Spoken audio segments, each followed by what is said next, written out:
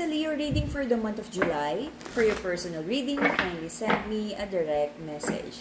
This is for Leo, Sun, Moon, Rising, and Venus. Kamusta ang mga Leo? Kamusta? Alright. Thinking of making an offer?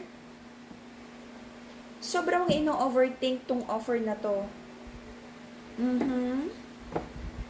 Okay. Sobrang mong ino-overthink na nagdala sa'yo ng anxieties.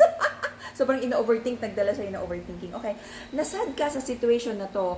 Pero as a Leo, alam mo yon na parang kaya mo namang i-manage yung emotions at alam mo kung paano ayusin itong bagay na to. Pero dumaan ka sa mga sleepless nights, winori mo to. Okay?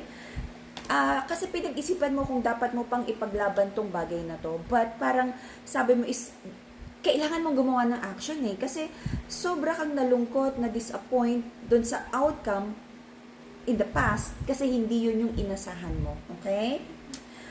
You wanna drop the burden, sobra-sobra ng mabigat sa puso mo, meron kang gustong kausapin na tao, no?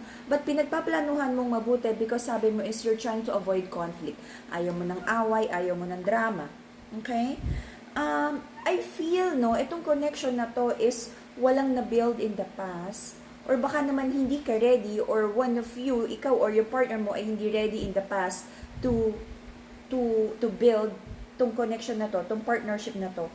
Okay? This is like towards kasal, engagement, pero hindi nangyari, hindi natuloy. I feel the masculine here ay hindi naging ready for the connection because nagkaroon ng, may mga na-involve na third party sa relationship na to.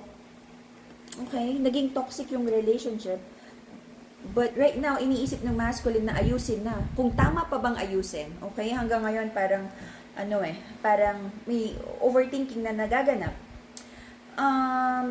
Nagiging impatient ka right now kasi parang gusto mo, kung mag-o-offer ka sa person mo ulit, is sure ka na tatanggapin niya. Kaya nag-iisip ka ng creative ways para sure win, kumbaga, kung tataya ka, no? Gusto mong makipag-usap, kumbaga magiging vulnerable and open ka this time, heart to heart, magiging honest ka, ibibigay mo yung mga offer mo, okay, yun yung plano mo, but right now, nagkaroon ng mga disappointing situation in the past, kaya parang nag-hold back ka. Marami kang ina-analyze kung tama pa ba, kung itutuloy pa, mag-i-invest ka pa ba dito, bibigyan pa ba ng another chance, o tamang tao pa ba talaga to, no?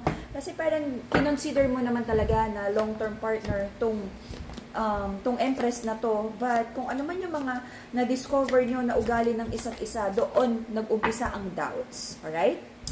So in the past, inisip mo naman na i-keep tong relationship na to. But kung ano yung mga naging future plans, nagkaroon talaga ng mga doubts, no? And I feel, yun nga, parang naging open sa options. Ang masculine, meron siya mga in-entertain na mga third-party energies na nakasira sa connection na to. But I feel, pareho naman kayo na nagkaroon ng decision na nakikita nyo yung bawat isa long-term here.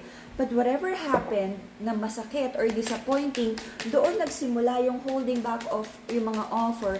Ang bagal na nga nung offer na parang naniniguro kayo, tapos biglang nagkaroon ng reason for the both of you na parang mag-hold back sa mga offer of love. Okay? Sobrang nagkaroon ng conflict, away, because of too much disappointment. Okay? So may prayers and manifestations here na magkaroon na ng linaw itong mga bagay na to because it feels like parang natrap kayo sa head nyo kung nagkaroon ng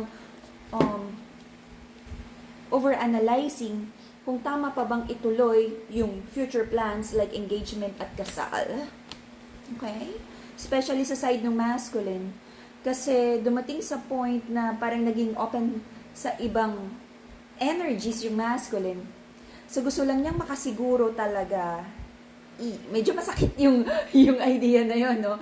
Parang nagkaroon ng ibang options yung masculine. Kasi parang hindi siya sure. Bigla siyang hindi naging sure about this kung mag-i-invest siya sa partnership na to. Kasi, oh my gosh. But then, nagda-doubt siya kung ito ba talaga yung empress na gusto niya.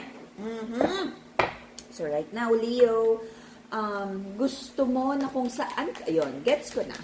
Gusto ng mga Leo na kung saan sila mag-invest, business or love, ay sure win. May harvest time, may magandang outcome, kaya siguro nagiging sobrang sigurista din ng masculine here. Pero syempre, masakit na parang nagkaroon ng options, may mga sumingit na third-party energies here. Ayan na naman siya, okay? So parang nagkaroon ng offer of love, but then parang hindi enough. Kasi hindi naging enough yung offer ng masculine here kasi nga medyo unsure siya kung saan siya magbe-build. Kaya medyo may pumasok ng mga third-party energies here. Alright? So sabi nung person ng mga Leo is parang binibuild niya yung self-love, self-confidence. Sobrang medyo nasaktan siya sa mga nangyari in the past. Sabi nga is filling your cup first. Gusto mo na niyang mag-heal. Gusto mo na niyang actually, sabi ng person ng mga Leo, ayaw din niya ng conflict. Sobra siyang nalungkot.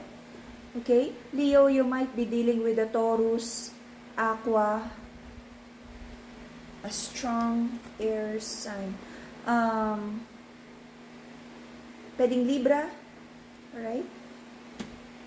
Or you're dealing with someone na talagang wife or husband material. Okay? Hindi na rin makita ng person ng mga Leo yung future here. Marami na rin doubts, nagkaroon ng trust issues. So Leo, I feel nagkakaroon ka na rin ng like introspection. Saan mo ba talaga ibibigay yung attention mo, yung investment mo ng time at pagmamahal? Woo! Nasaktan ka na rin in the past. Kaya ganun ka na rin kasigurista right now. Okay? The Queen of Swords energy in the next 3 months, I feel, may mga pag-uusapan, strong air sign energy, could be dealing with Libra, Gemini, Aqua, water sign, Cancer, Scorpio, and what else? Cancer, Scorpio, ano pa isang water sign? Gusto mong mag-offer sa Queen, dun sa tao, no, a person from your past, na gusto mo mag-offer ng kasal, something stable, and you wanna make it right. You wanna ayusin na tong connection na to right now. Okay? Just discard.